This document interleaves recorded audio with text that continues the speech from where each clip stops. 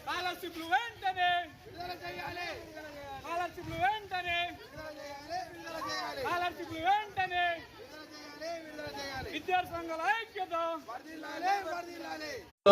లైంగిక దాడులు ఎన్నో పెరిగిపోతున్నాయి. జీవన భృతి కోసం మహిళా ఉద్యోగులు ప్రాణం పోసే మహిళా వైద్యులపై హత్యలు, పసిపిల్లలు మహిళలపై లైంగిక దాడులు చేస్తే యముడే సాగుకు కంట నీరు పెట్టే ఏ తల్లి బిడ్డలో ఏ తండ్రి గుర్తులో మానవ మృగాలకు బలైతున్నారు.